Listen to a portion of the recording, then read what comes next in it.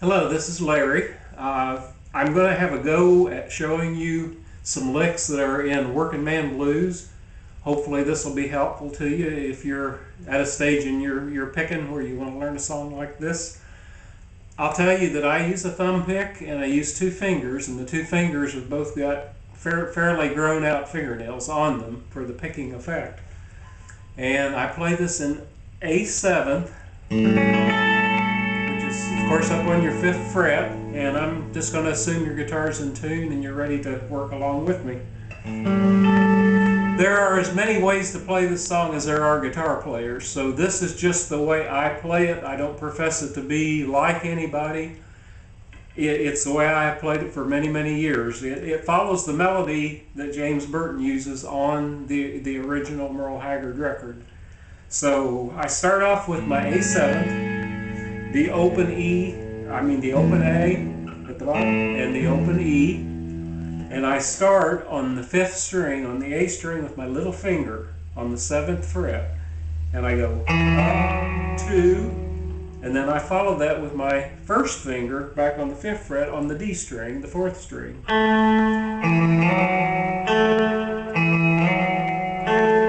And then I hit the A string open.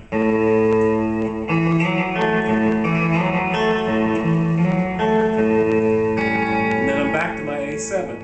Now on the A7th, we're concentrating on two strings, on the G string and on the D string. And on the G string, we're on the 6th fret with the 2nd finger, and we're on the 5th fret with the 1st.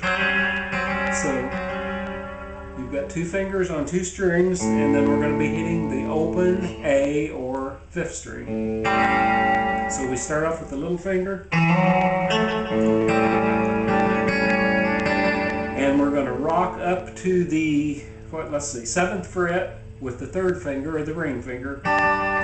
We hit the E string open, the A string open, and then up to the 7th fret. So it's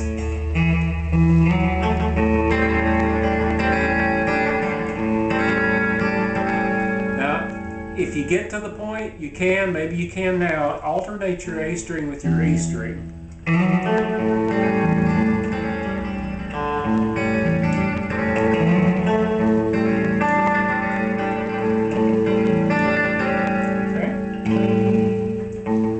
Now we're going to go up to the D position, and we'll preface that with this little slide here.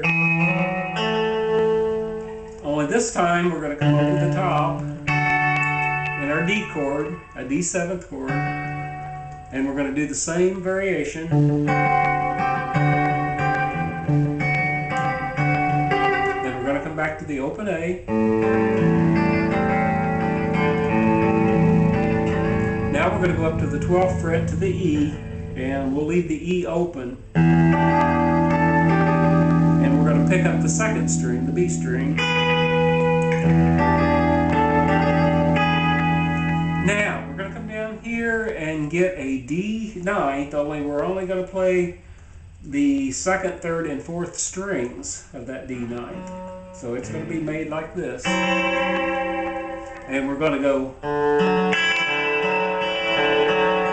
hammering on to the D string in the 4th position, and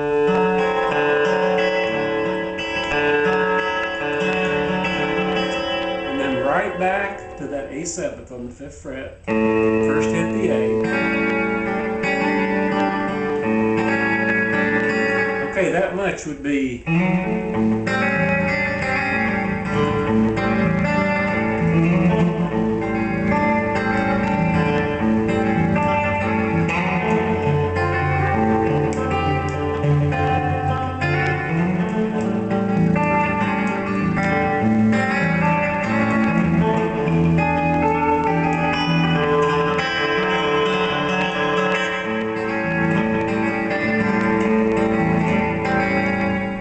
Now at that point, when you come back up to your 5th fret to your A7th, let's add the E string, the 1st string, and when we rock up to the 7th fret with our 3rd finger, let's also pick up that E string I'm doing it with my finger.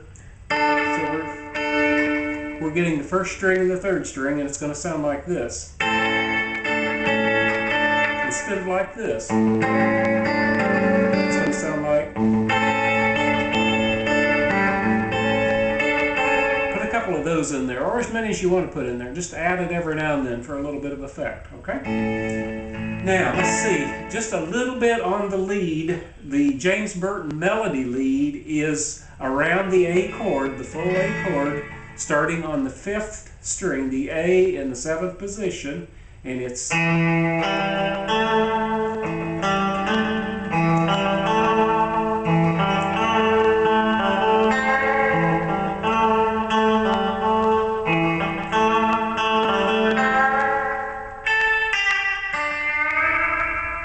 Push that 3rd string down to an E, or your 7th, you're pushing it to the 9th position. And then leave it there, and then let it down the second time you hit it.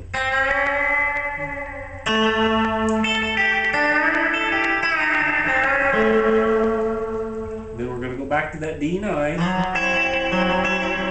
And I like to rock all 3 of those strings, gives you a nice sound. And then back to the...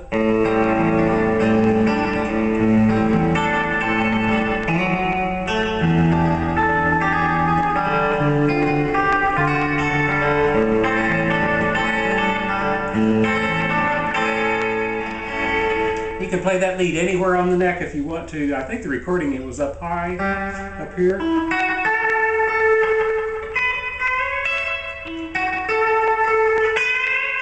And it's the high A, this A. Or you can play it down here at the bottom. I